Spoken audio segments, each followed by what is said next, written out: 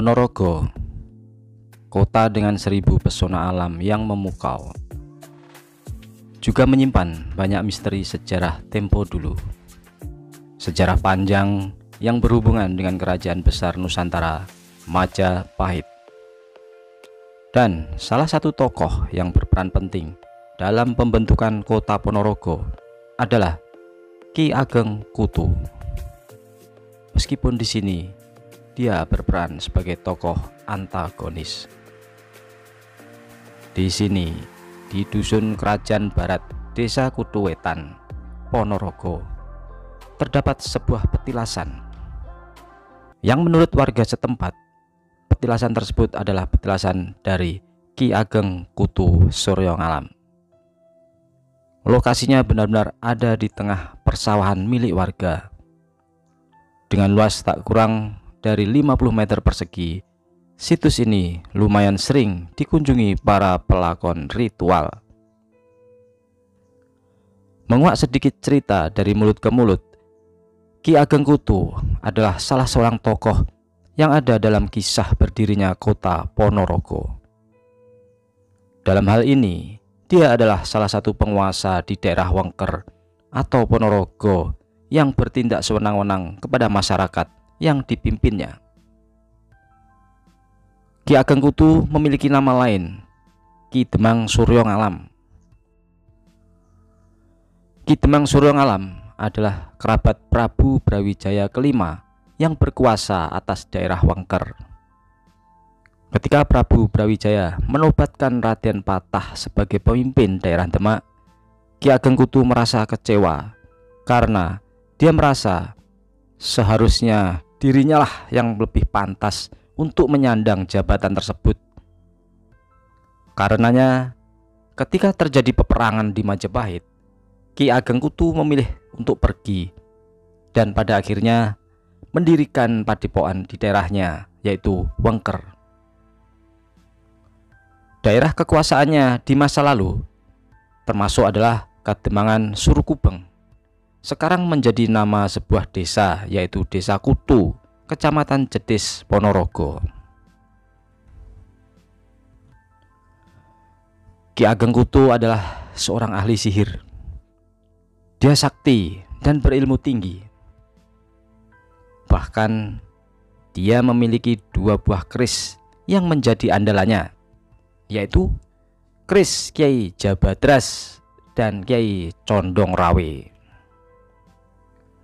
Di daerah pelariannya yaitu Wengker, Ki Ageng Kutu cukup sukses untuk membangun sebuah daerah kekuasaan. Karena hal ini dianggap sebagai ancaman bagi Raden Patah yang kemudian mengutus Raden Batara Katong dan para pengawalnya untuk membentuk sebuah daerah kekuasaan di daerah Wengker. Pada zaman dahulu, masyarakat di daerah itu tidak percaya akan adanya Sang Hyang Tunggal. Hal ini diakibatkan karena adanya ulah dari Ki Ageng Kutu. Melalui padepokannya, dia mendidik putra-putri daerah dengan berbagai macam ilmu, di antaranya adalah ilmu kanuragan, filsafat, dan seni. Salah satu sumber menyebutkan bahwa reog adalah ciptaan dari Ki Ageng Kutu. Namun sebenarnya, awalnya kesenian ini dibuat sebagai kritik atas Prabu Brawijaya yang ditundukkan oleh rayuan wanita. Karena kesenian yang diciptakannya melambangkan sebuah seni barongan yang menampilkan sosok kepala harimau sebagai simbol Raja Majapahit yang ditunggangi merak sebagai simbol Putri Campa. Ki Ageng Kutu memiliki 3 orang anak, yaitu Niken Gandini yang nantinya akan menjadi istri Raden Batara Katong. Kedua anak lainnya adalah Suryolono dan Suryodoko yang nantinya juga akan menjadi pengikut dari Raden Batara Katong sepeninggal ayahnya.